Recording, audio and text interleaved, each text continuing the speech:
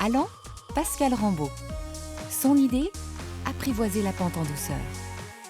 On a une fluidité qui est inconnue sur ce qu'on a l'habitude de pratiquer parce qu'on ne ressent plus la force centrifuge, ni le conducteur ou ses passagers, ni les composants de la machine.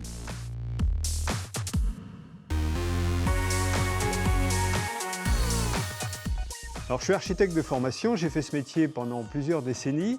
Puis je me suis rendu compte que finalement la part de créativité était moins importante que ce que je souhaitais. Donc j'ai changé de métier, je suis devenu concepteur de moutons à 5 pattes, on pourrait dire, et là plus précisément d'un dahu. Un dahu, vous savez, c'est ces petits animaux qui sont capables de marcher dans la pente sans difficulté.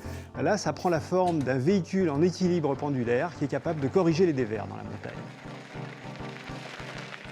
Alors ce véhicule en équilibre pendulaire, il permet de s'incliner dans les virages, aussi bien la nacelle que les roues, en fonction de la force centrifuge. Et ça, uniquement en fonction de la force centrifuge et pas en fonction du braquage sur le volant, qui lui ne génère pas d'inclinaison s'il n'y a pas de vitesse. Tout se fait automatiquement, il n'y a aucun délai. C'est un équilibre, donc il est instantané et ça permet de s'adapter à toute situation très rapidement. Et la différence avec le vélo, c'est qu'on n'a pas besoin de gérer son équilibre. Le vélo, on peut perdre son équilibre. C'est un équilibre instable, là c'est un équilibre stable.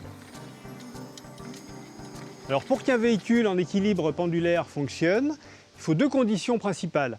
La première, que la nacelle soit articulée sur un axe longitudinal, avec le poids de la nacelle plus bas que l'axe en question. Et puis la seconde condition, c'est que l'axe d'articulation de la roue passe en dessous, si on le prolonge, du point de contact de la roue avec le sol.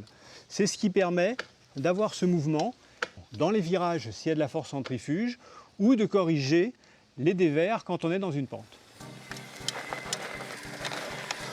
Le véhicule pendulaire tout-terrain de montagne électrique, c'est quelque chose qui permet des pratiques très différentes de celles qu'on connaît, à la fois avec des vélos qui demandent quand même, les VTT, des très gros efforts en montagne, et à la fois avec ce qu'on connaît avec les véhicules motorisés comme les quads qui génèrent beaucoup de nuisances et de conflits d'usage. Là, on découvre en le pratiquant des choses extraordinaires, par exemple en roulant la nuit.